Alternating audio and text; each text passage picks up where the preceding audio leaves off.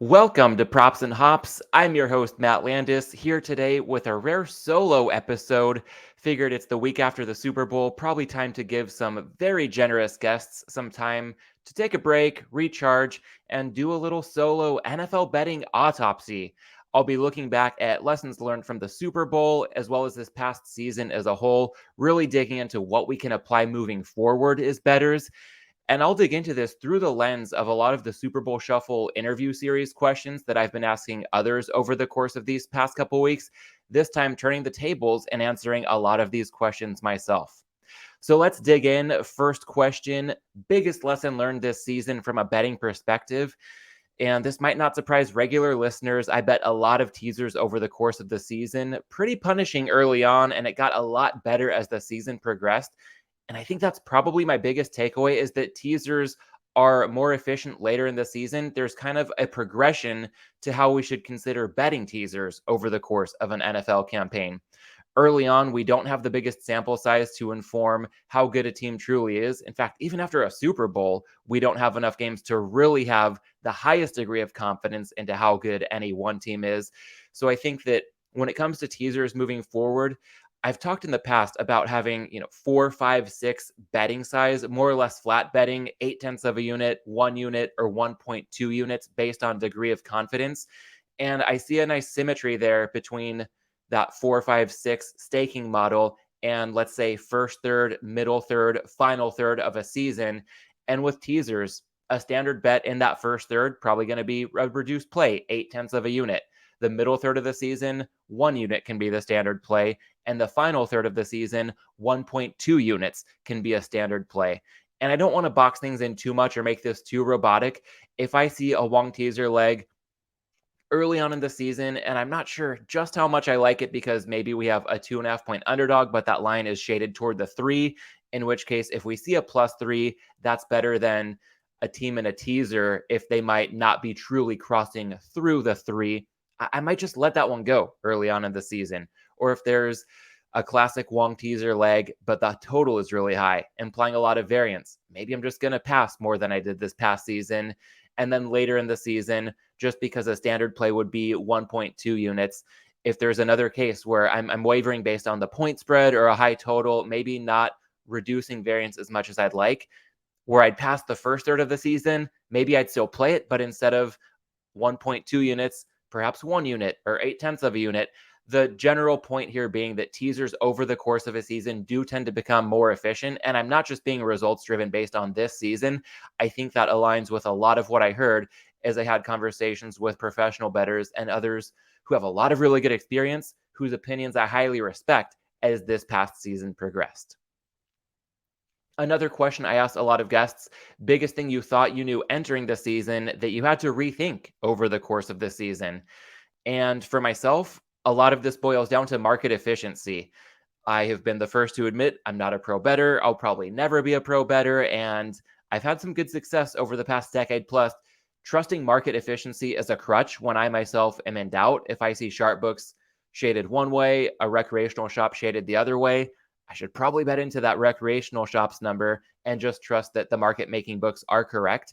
And I didn't fully invalidate that opinion over the course of the season, but I think I did start to realize that just blindly putting too much faith in market efficiency can be a pretty dangerous game. And that's especially the case when it comes to scenarios with any injury concerns. I think more than anything, I learned that somebody playing in a game is very much not the same thing necessarily as that same player going at 100%. And in the last interview of this podcast, talking to G Stack George, he talked about manufacturing CLV when it comes to injury uncertainty. That really resonated with me because I lost track this season of how many times we were pretty much, let's say, 95% sure that a given player was in or out for a game. Yet when certain news was made official and we were 100% sure, there was a pretty major market reaction when in reality, again, that 95% probability before news was made official was probably already priced into a point spread. So I think that moving forward with injury uncertainty, there's definitely more to consider there. The market, if there are injury concerns about a quarterback, probably not as efficient, especially early in the week, as I previously would have thought. And I know that sometimes the market can be quick to correct itself if any inefficiencies get exploited or major news does come out unexpectedly. And especially if you're not a pro bettor, you're not like Hitman watching the screen all the time, pouncing on news the second it's available.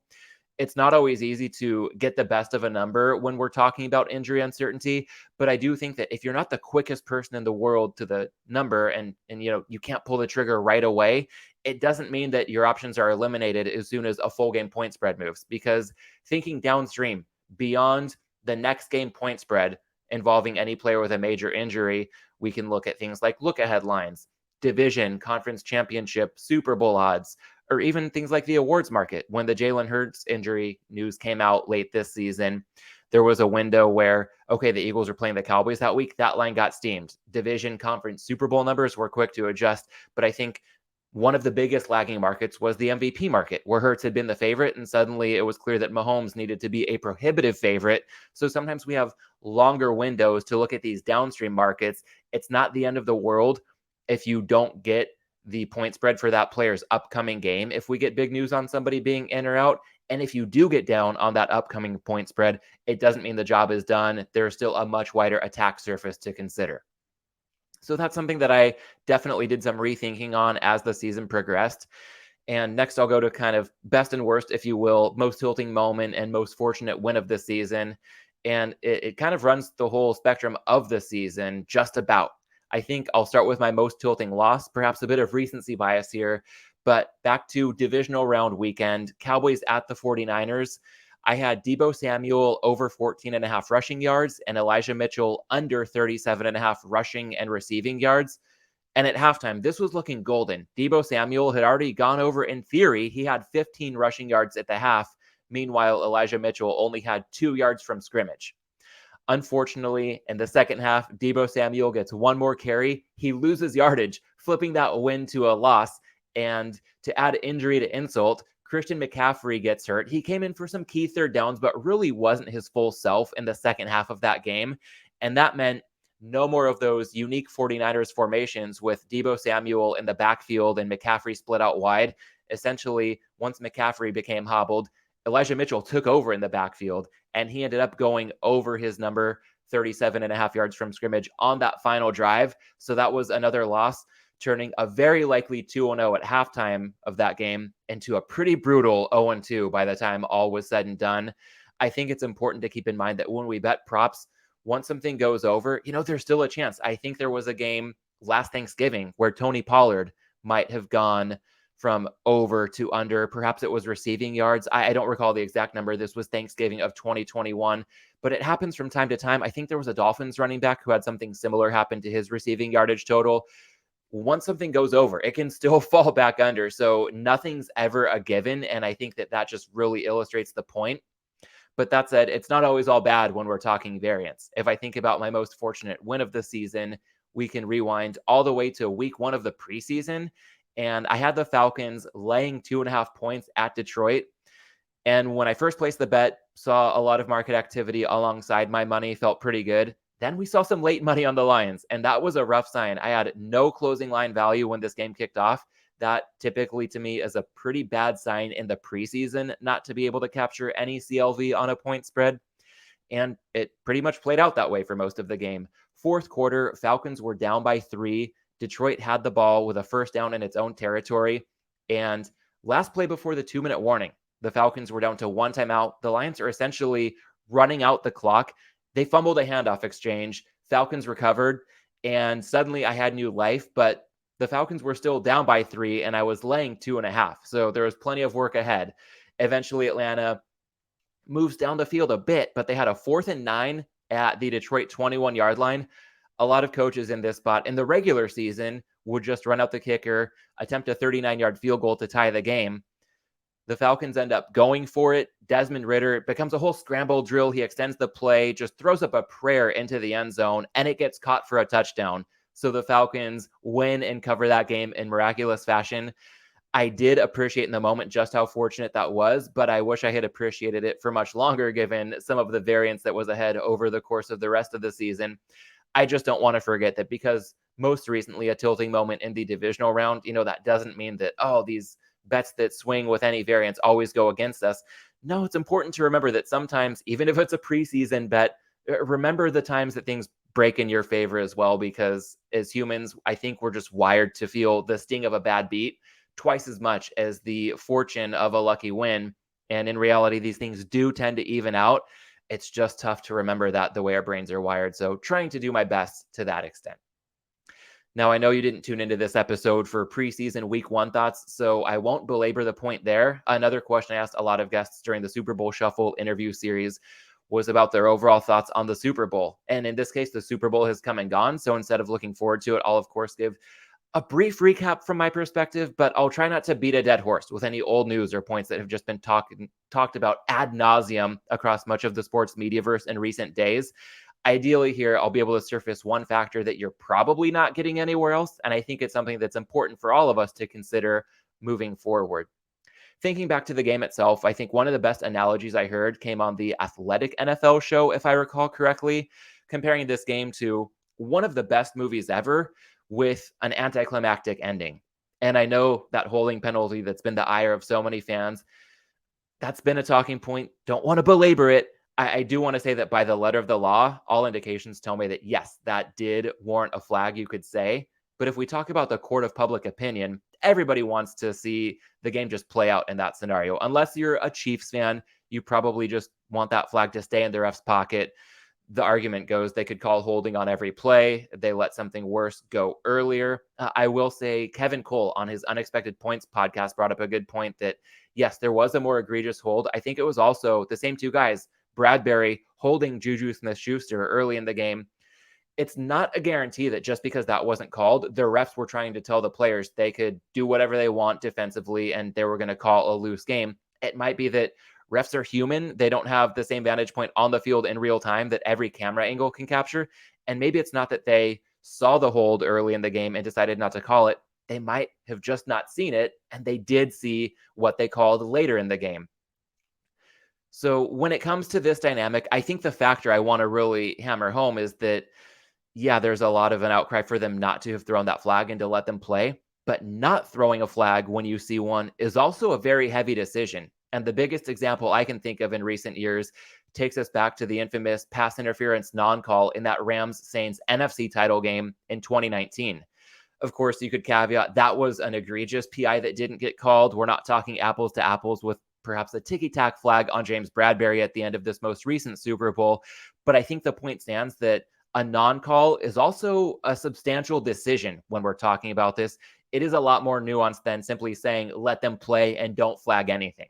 And I see a connection in thinking about all this to a point that came up in the Super Bowl Shuffle finale last Friday, with G Stack George talking about the psychology of betting.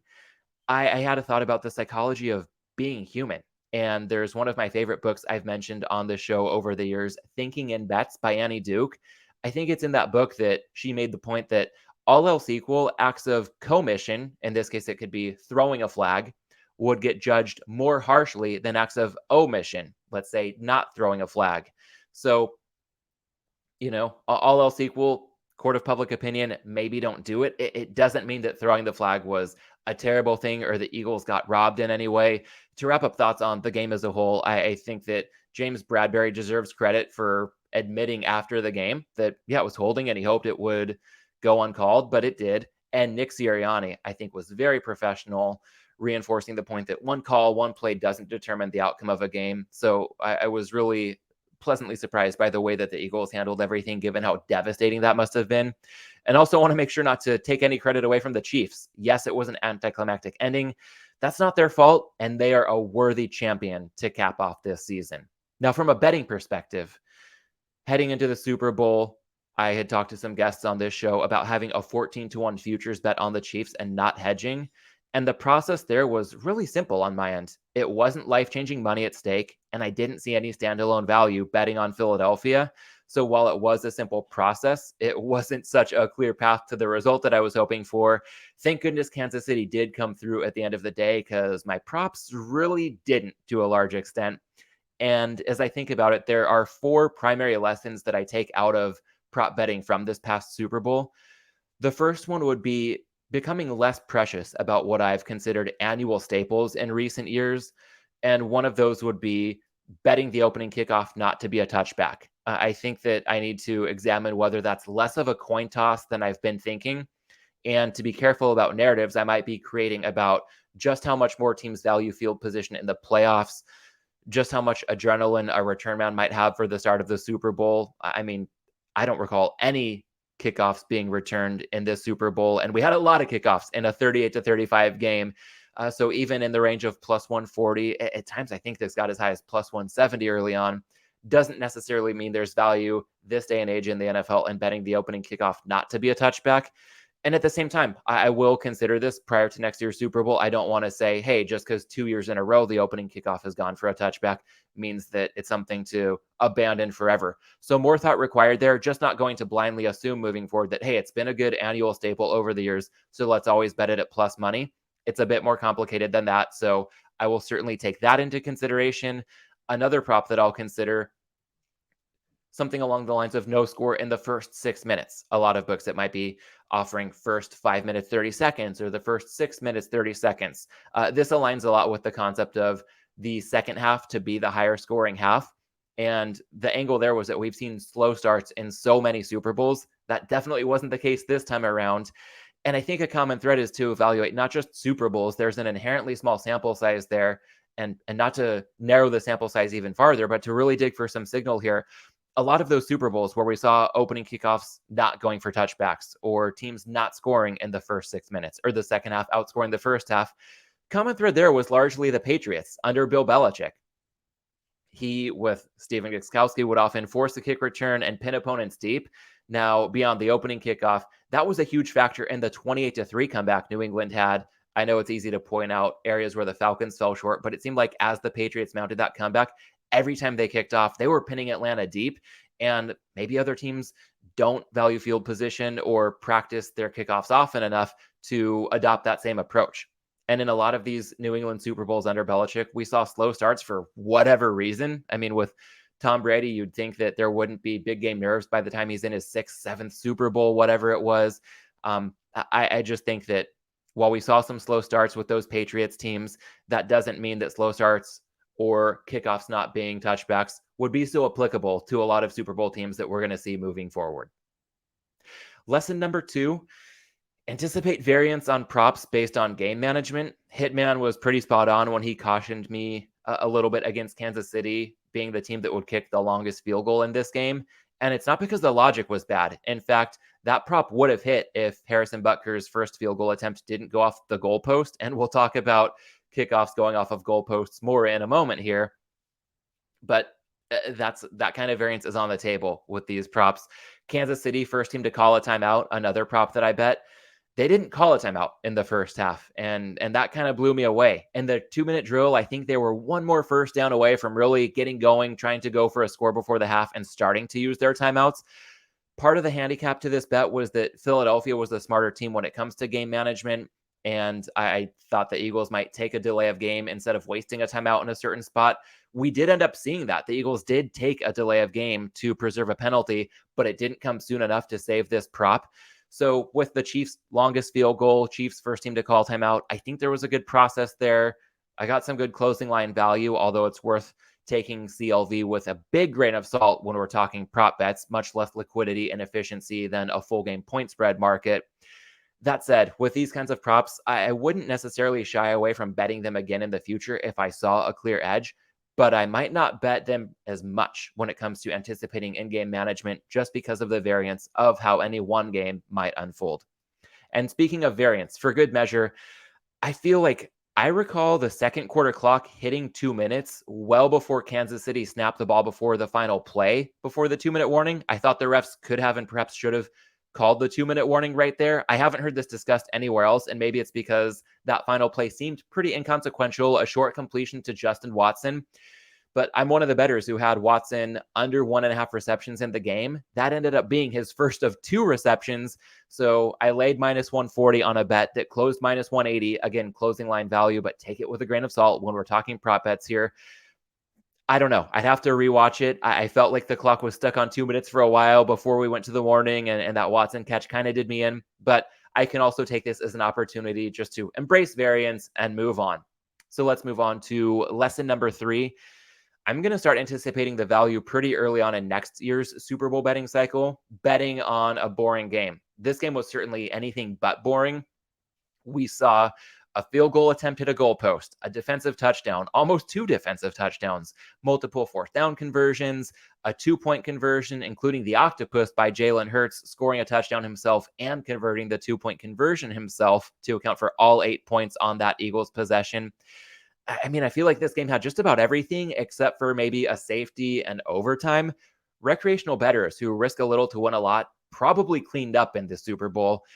And conversely, I think a lot of pro bettors probably took quite a hit. I mean, bets I haven't discussed yet that a lot of pros typically bet that I often consider as well. And I did end up betting in this game were no tie after 0-0 at plus money. I mean, we saw this one tied at 7-7. So that one lost in the first quarter when the Chiefs scored to answer the Eagles' opening drive. Also, the yes on a team to score 3 unanswered times. There were a few times, I think both teams had scored twice in a row, but we never got to 3 scores in a row. And that does happen a lot more than people tend to think. It just didn't happen in this game. So next year, I feel like I'll be ready to bet against the chaos that a lot of lottery ticket bettors really cashed in on this year, assuming we see it play out in the pricing. Again, all these bets come down to the numbers being offered. And I'm going to be paying particularly close attention to that prop bet of a point after attempt or field goal not hitting the goalpost. The no on that almost always has value. Again, I know it lost, and it was a pretty big loss this year to those who bet the no, because it was priced in the range of minus 570 on game day. I think the true probability, not even high enough vig if we're talking minus 570 there. And next year we might see this price closer to laying 5-1 when, again, that true probability could be closer to 10-1. So people who cashed in on that prop this year probably going to be betting it again next year. People who didn't bet it this year might have some FOMO. Again, if 570 on game day this year turns into I don't know, minus 470 might be dreaming, but anything closer to even laying 5-1, that's probably value to go ahead and pull the trigger and just let the true probability do its thing. Lesson number 4 for me, really try to focus on leaning into what works and filtering out as much of the other noise as possible. One thing that has worked for me in a lot of Super Bowl betting markets over the years is fading recency bias. And my poster child for that in this game was Marquez Valdes-Scantling. I took MVS under 38.5 receiving yards on game day. And the biggest reason I took it isn't because I thought that his AFC Championship game performance was some crazy fluke or he's not a good player. It's just that number marked an 11-yard adjustment from where he closed for the AFC title game. And that is a massive adjustment looking from one game to the next. In fact, I was fortunate to join the unabated Super Stream the night before the Super Bowl. And at the time, MVS was lined at 35.5 receiving yards. So my prop bet for that show was MVS under 35.5. Felt really good to see him post a big fat 0 in the box score. So maybe Captain Jack will welcome me back on his Super Stream next year. Regardless of the way that one bet played out, this was one of the few props that was an easy ride to victory. I think that fading recency bias in Super Bowl betting markets, especially when public money can have such a big impact, are really something I will continue to look to do moving forward. Another factor leading into the angle of leaning into what works would be a parallel to a full season takeaway I touched earlier on players playing in a game, very much not meaning that they're playing at 100% in all cases. And specifically in Super Bowls, I'll look to fade players who are suiting up when we can pretty safely assume that they would be out if the game weren't the Super Bowl. I know Kadarius Toney made a couple game-changing plays in the Super Bowl. The big punt return, he also scored a touchdown, but he was almost invisible for every other play of this game. And I wish I would have questioned Hitman a bit with his bullishness on Toney to go over. I'm sure Hitman had very good reasoning for it, but I can't help but think, Toney's injury status going into this game, I think of a guy like CJ Uzama going into last year's Super Bowl, or in 2020, that guy was Tevin Coleman. 2019, Todd Gurley was a great fade throughout the playoffs, and the Rams run up to their Super Bowl loss to the Patriots.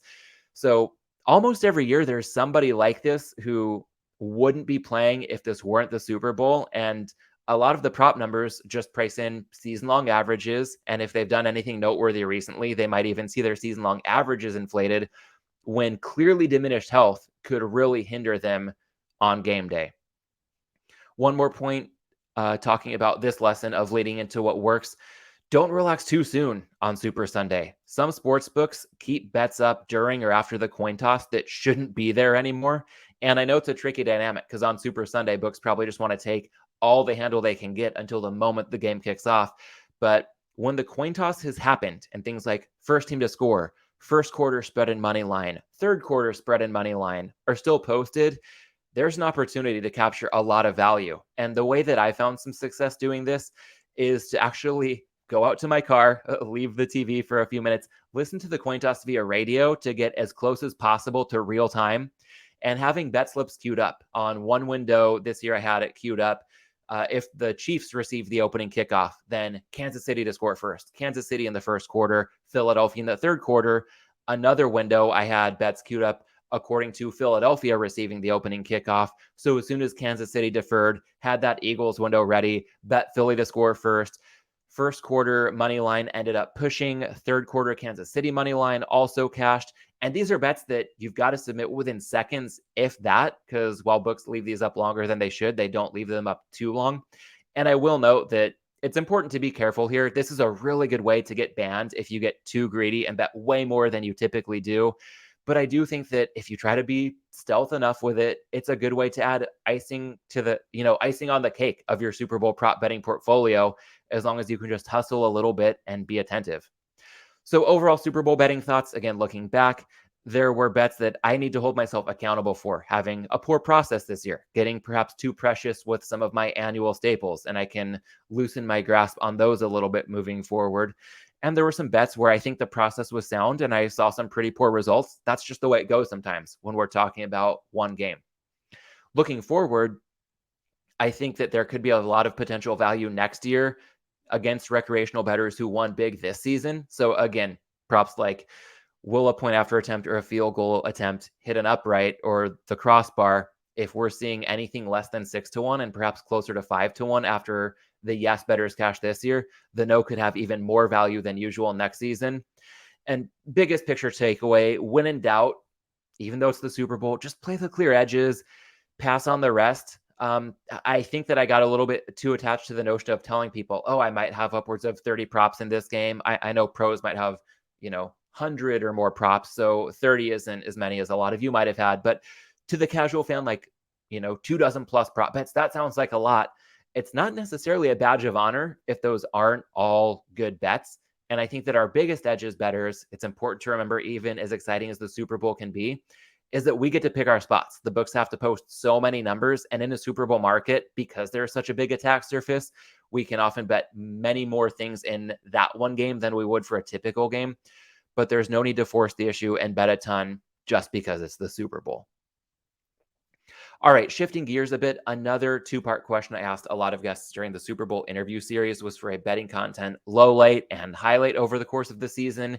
Thinking about the betting content landscape, what do we want to see less of and more of moving forward?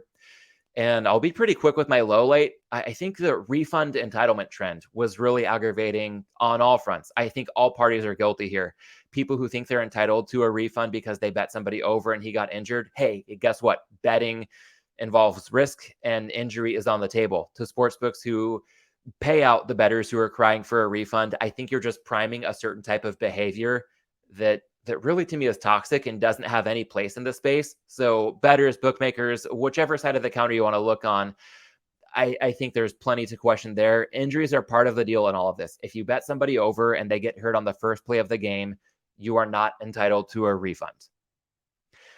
I'll leave it at that. I want to get to the highlight to me. And there were a few here.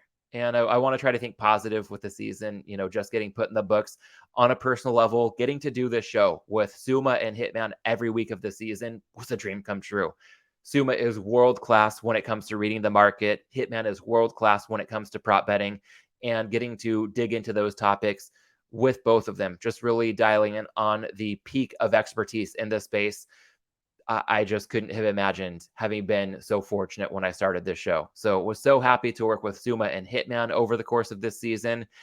And on a personal level, it was also validating to get what I think of in my head is inbound outreach, if you will. I had done so much outreach the last couple of years, just trying to get other people to come onto this show. And I'll continue to do it and get the best guests I can. I've been blown away by how generous people have been with their time and insight.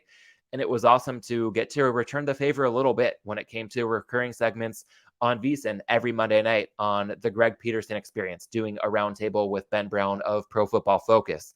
A lot of Thursday mornings over the second half of the season, getting to connect with Professor Nick Harrison on ESPN New Orleans. And I don't really have any ties to New Orleans, but he has a fun show and asks good questions, and had a blast connecting with him a lot over the course of the year. And it was also great to get away from hosting duties and be a guest on shows like the Football Analytics Show by Ed Fang, the Monday Grind Podcast by G Stack George, Always Betting with the Banfield Group, the Odds Breakers with Kev O'Neill. Also did a fun interview with Chris Farley, my good friend Chris Harris. In real life, he's a good friend. We hang out in LA quite often. Going on the Harris Fantasy Football Podcast to do a betting breakdown leading up to the Super Bowl was a surreal opportunity, as was joining the aforementioned Super Stream with Captain Jack Andrews and the Unabated team. It was just really cool that people, kind of cared about what I thought. And I hope that I could add value to other people's processes on platforms beyond Props and Hops, looking for a way to definitely pay it forward after a couple years of it being a pretty one-way street with me just bringing other people onto this show. Glad that we were able to kind of cross-pollinate a little bit and really make it more of a two-way street. Getting out of personal highlights, I want to also recommend a few podcasts that odds are you listen to if you listen to this show, but if not, I think they're worth adding to the rotation.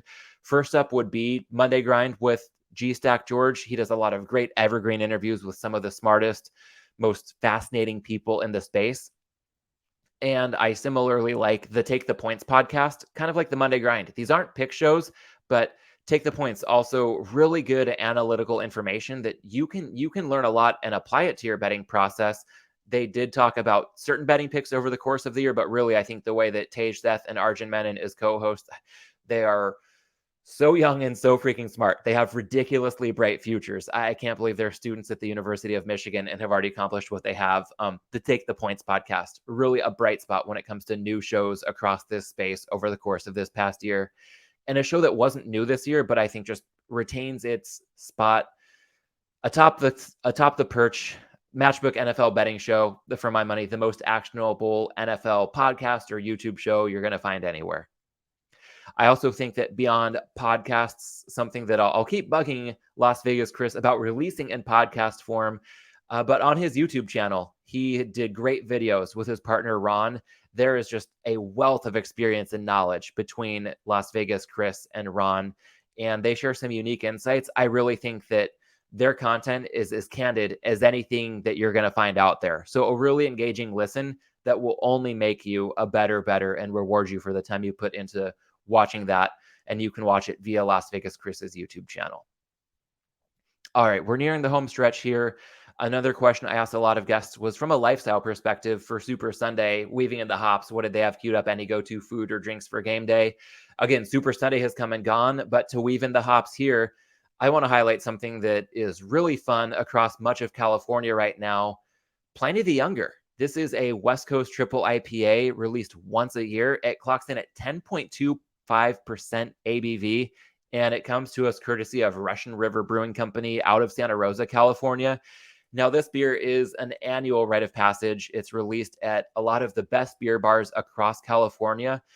I think it's something to look forward to every year just after the Super Bowl, and I did get the chance to have my annual pour of it yesterday at Tony's Darts Away, a great craft beer bar in Burbank, California. I kind of consider it an annual passing of the torch from the props to the hops. And I know that Pliny the Younger, beyond distribution at limited craft beer bars in California, it's a bucket list pilgrimage for a lot of craft beer geeks to get up to Russian River's locations in Santa Rosa, or they also have a new, really beautiful tasting room in Windsor, California. And people love to get there, and they do bottle releases so you can take it to go and not just have one pour on draft. So that's something I definitely like to do someday, but I'll take a draft pour at a good neighborhood bar any day, even if I can't take a bottle to go. And if you're unfamiliar with this beer, it's got a nice medium body. It is bursting with hop aroma and flavor. Classic West Coast IPA profile of citrus and pine. I also got some floral notes in this year's batch. And I'll just wrap it up by saying that Pliny the Younger is remarkably balanced and smooth for a double-digit ABV. Moving on from the hops, final topic to touch on here. Most anticipated things of this offseason. I'll say in a word, space. I think that when it comes to weeknights after work, having a full-time day job and trying to juggle this show, it's a labor of love. And I am so glad that I am in a spot where I can do it. But instead of going twice a week or even daily for the past couple weeks leading up to the Super Bowl, just dialing it back to a weekly cadence for the show once a week and freeing up a lot more time to spend with my wife. She's my favorite person, and I feel like I don't always back up those words with my time allocation during the season. And whether it's just watching a movie or a sitcom, anything and everything, I think of the saying that time you enjoy wasting isn't wasted time. And to me, any time with her is quality time. And I'm really excited to, in short order, really ramp up how much of that we can do even during the week after a long day of work. And on weekends, her favorite place is the beach. We're lucky in Southern California. It's pretty much a year-round destination. We'll definitely take advantage of it throughout the summer once that arrives. And without even leaving the house, we've got a hammock that I talked about before we had one. I had grandparents growing up that had a hammock, and I just loved it. And I always thought, oh, one day I want to have a house. I want to have a hammock. And I'm fortunate to be in a spot where I do own a house. I do have a hammock. I can't tell you the last time I got in it. And I also can't tell you the last time I put in some, substantial time reading a book. I have so many good books at the house, so many more on my reading list. And I think the smartest people who I respect the most, a lot of the most successful people I know, are really diligent in their reading habits. So having the space to do more of that, just relax on the hammock, open a good book, or even more socially, spend time with family and friends. A lot of weekends during the NFL season, turn the living room into a command center, and I'm watching games on the TV and on the laptop and on the iPad and taking notes and thinking about a VSiN appearance or a podcast outline. And it's so worthwhile. I really enjoy it, but I'd be lying to say I don't also enjoy the change of pace. When football season ends, I am not having any withdrawals right now. I can guarantee that. And part of that might also be because it's been a while since I really got to do any travel. And 1 week from this Sunday, my wife and I will be running the Rock and Roll Half Marathon on the Las Vegas Strip at night. It is such a spectacle. We're not doing it for our best time. We're just doing it to get out there. Certainly an active way to vacation in Vegas, but a nice, easy pace and just taking the scenery that you're not going to get, I think we can safely say, any other run or organized, athletic event pretty much anywhere in the world. And then less than 1 week from that half marathon in Vegas, we're going to see Bruce Springsteen in Denver. And that has been a bucket list item for me for years. I'll be thinking about David Malinsky early and often. I know that he really admired Bruce, not just for his music catalog, but for how Bruce did a lot of his, best work in life or grew so much as a person after the age of 60. I think if Dave had made it into his 60s, we would have seen the same thing from him. So I'll really be thinking about Dave early and often throughout that Bruce Springsteen concert, and can't wait to check that off the bucket list with a fun, short and sweet trip to Denver to take that in. Also in May, with some travel, it'll be nice to see some in-laws in New York again, spending Memorial Day weekend at an extended family summer house in Delaware. Never done that, so it'll be fun to get a first-time experience along those lines. And again, I know when we're talking about the NFL season, it's important to make hay while the sun shines, and I embrace that. I bring it on myself. But in the off season, I think there's so much else in life to enjoy. Again, I can't say that I'm experiencing any football withdrawals right now, although I may have a different sentiment come June or July as the season's getting closer and we're well past the draft as well. So to tie a bow around this, I think that I want to acknowledge for myself and anybody who's listening with whom this would resonate, relaxation is also a skill, and it's definitely one that I need to build. So on that note, I'll get ready to go relax and spend some quality time with my favorite person. Go ahead and wrap up this episode with a quick programming reminder. Again, this offseason, we will have weekly episodes of Props and Hops. Pretty soon, it's going to be a pivot to the NFL draft. And from a non-football standpoint, major events like March Madness, MLB opening day, NBA and NHL playoffs, major events in other sports, I'll keep all of that in mind and look to cover those where it makes sense. And also not forget about the hops. I think it's a good time to get in some good interviews with some of the most interesting people in the symbiotic worlds of betting and beer. So I want to thank everybody for listening. Hope this solo interview wasn't too monotonous. I'll see you again next week with a special guest right here on Props and Hops.